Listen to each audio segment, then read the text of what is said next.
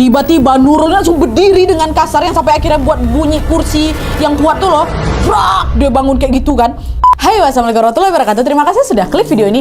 Oke, jadi di malam Jumat ini seperti biasa aku akan kembali menceritakan kisah horor Wawa lagi. Dan kisah horor malam ini datang dari salah satu Wawa aku yang namanya Ami dari Sumatera Barat. Halo Ami. Nah, waktu aku ceritain ke HW tentang sekolah angker lalu, Wak, banyak nih dari Wawa yang juga sharing tentang keangkeran sekolah kalian masing-masing. Emang kayak cerita horor sekolah tuh nggak pernah ada habis-habisnya, Wak, ya.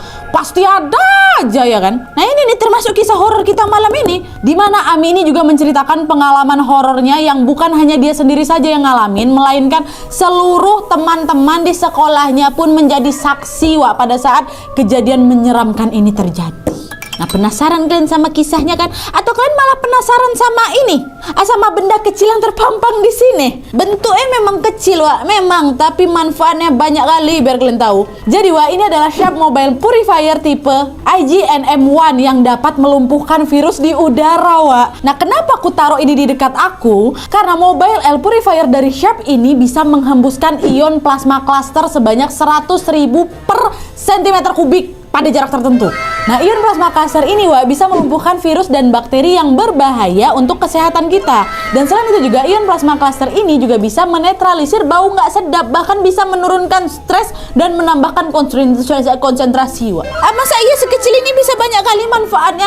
Ya memang banyak. Karena manfaat dari ion plasma cluster yang sudah aku bilang tadi, Wak, itu udah diteliti dan diakui oleh 32 institut di 8 negara di dunia sejak 21 tahun yang lalu.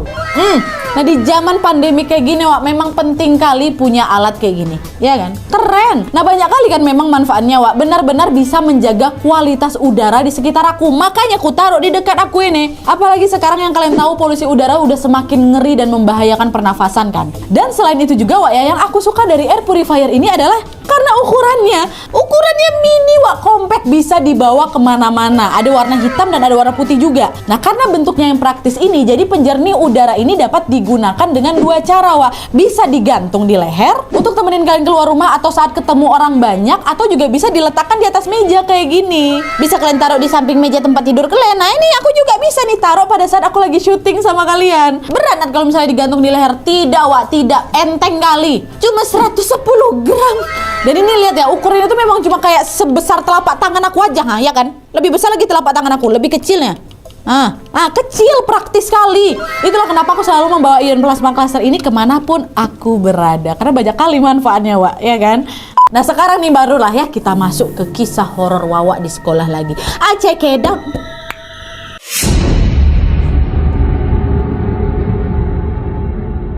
Oke, Wak, jadi kisah horornya Ami malam ini berawal dari salah satu SMP yang berada di Sumatera Barat, Wak. Nah, SMP ini memang lumayan terkenal karena prestasi terbaik siswa-siswanya. Tapi sebenarnya, Wak, SMP ini, kata Ami, menyembunyikan sebuah sejarah kelam yang berkaitan erat dengan pembantaian para pemberontaknya Perang Padri, Wak. Yang menurut kesaksian kakeknya Ami sendiri, yang merupakan salah satu polisi pada saat itu, Wak, para pemberontak tersebut dihilangkan nyawanya, ditembak mati di sekolah itu. Jadi lumayan ada sejarah kelam tentang sekolah ini kan. Nah, sekolahnya di mana, Nat? Nggak dikasih tahu lah.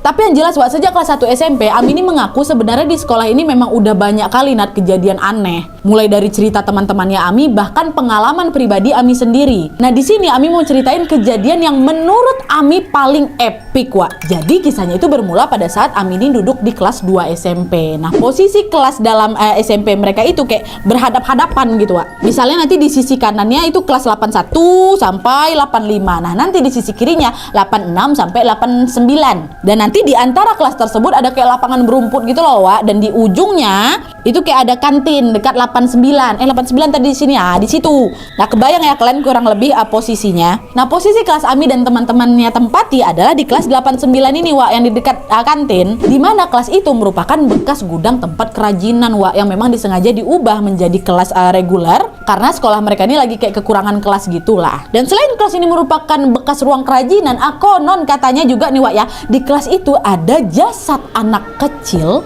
yang dikubur tepat di depan kebun kelas mereka. Tuh, Kan depannya ada kayak taman-taman kan, dikuburnya di situ katanya. Ini kalian ingat bagian sini ya. Nah tapi sebenarnya cerita itu ya udah cuma kayak cerita-cerita belaka aja Wak, yang nanti akan dijadikan topik waktu istirahat datang gitu kan, diobrol-obrolin. Tapi itu awalnya. Sampailah saatnya Ami dan teman-temannya ini sendiri mengalami peristiwa menakutkan itu bersama-sama langsung Wak. Nah jadi ya waktu itu kan Ami sama kawan-kawannya itu lagi beraktivitas seperti biasa lah bersama ibu gurunya, Ibu Sri lah kita panggil ya. Ini ibu guru seni budaya. Dan kebetulan waktu itu lagi mendung Wak, yang akhirnya membuat ya hawa kelas itu dingin lah gitu. Saking dinginnya Ami yang duduk di bangku kedua bersama temannya pun kayak saling berpegangan tangan gitu untuk sama-sama membuat kehangatan lah. Dan hal ini nggak cuma dirasain sama mereka berdua aja, Bu Sri gurunya pun merasakan hawa dingin ini saat teman-temannya juga. Tapi Wak, menurut Bu Sri dinginnya tuh kayak nggak biasa.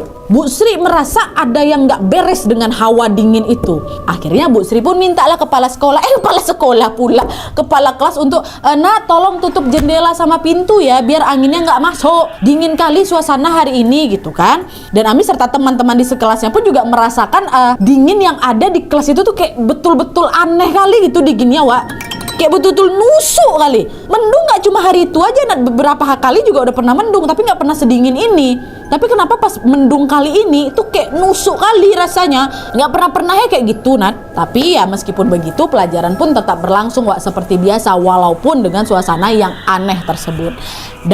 Nah singkat cerita Wak, bel istirahat pun berbunyi. Ya seperti biasalah anak-anak kelas pun mulailah keluar menuju ke kantin dan beristirahat, yang memang kantinnya itu posisinya kan dekat samping kelas mereka tuh. Nah pada saat itu Wak, keadaan kantin yang memang sangat ramai. Ami dan dua orang temannya pun waktu itu datang ke kantin tapi nggak langsung jajan. Mereka duduk lagi tuh di dekat pintu rumahnya Bu Kantin Wak. Nah kebetulan nih Wak ya, suaminya Ibu Kantin tersebut merupakan kayak penjaga sekolah, makanya rumahnya tuh ada di dalam sekolah. Dan sedikit informasi tentang Ibu Kantin Wak ya, ini nanti ada kaitannya nanti tentang cerita ini. Jadi informasinya adalah Ami ini tahu kalau Ibu Kantin ini memiliki 3 orang anak, 2 laki-laki, 1 perempuan nih bungsu.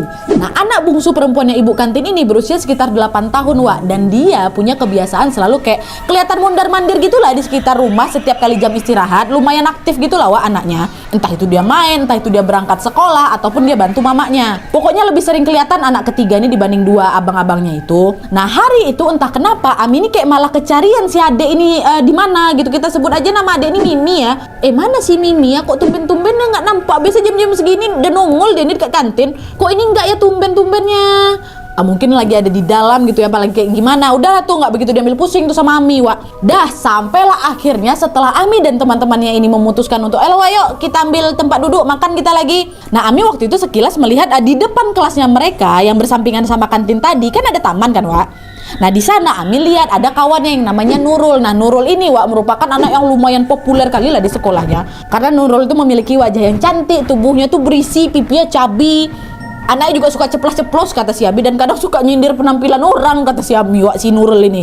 Nah si Nurul itu lagi duduk di beton yang dibuat kayak berbentuk persegi gitu Wak di depan kelasnya. Nah di tengah persegi beton itu ada kayak taman kecil, jadi kayak kursi peta gitulah, di tengahnya ada taman ya. Nah si Nurul duduk di situ sambil iseng-iseng cabut-cabutin rumput Wak. Nah Ibu Kantin yang melihat Nurul lagi cabut-cabutin rumput itu tiba-tiba langsung bilang gini, Nurul, hati-hati di sana.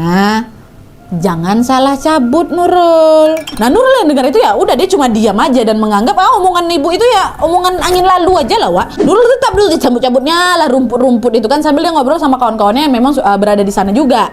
Ya bro, ya masa iya Wak? Kayak gitu. Nah Ami yang juga mendengarkan ucapan Ibu Kantin tadi pun lalu ya udah kembali fokus lagi lah sama makan siangnya. Nah tapi Wak tiba-tiba nih nggak lama kemudian Ami sama kawan-kawannya yang ada di kantin dikejutkan dengan suara teriak dari luar kantin yang akhirnya membuat mereka ikut kaget kan. Wah kata apa tuh Wak? Langsunglah mereka berlari ke arah suara. Ternyata Nurul lah yang menjerit waktu itu Wak. Kemasukan dia. Enggak, Nurul nggak kemasukan doh. Nurul ini menjerit karena dia tidak sengaja menarik sebuah benda berbentuk tali putih yang panjang Wak, dan terlihat seperti kayak, tahu kalian kain putih panjang tuh apa? Kayak kain kafan. Iya, keluar dari taman kecil yang dicabut-cabutin itu. Cuma Wak waktu itu memang mereka tetap berpikir positif. Mungkin aja itu merupakan kayak sampah plastik gitulah yang memang terkubur lama. Nggak nyangka kalau itu adalah kain putih yang macam-macam itu. Enggak. Kata si Nurul, ngapain dan apa ini, mungkin ini sampah mungkin, kata si Nurul gitu. Dah balik lagi lah ke kesibukan masing-masing kan. Ingat kalian kan tadi kejadian tadi, ingat ya? Nah adalah tuh kan Wak ya. Keesokan harinya mereka pun beraktivitas lah seperti biasa. Tapi Wak Nurul yang biasanya kan anaknya heboh kan, canda-bercanda apa segala macam ceriwis lah gitu, tapi mendadak di hari itu Nurul nih diam.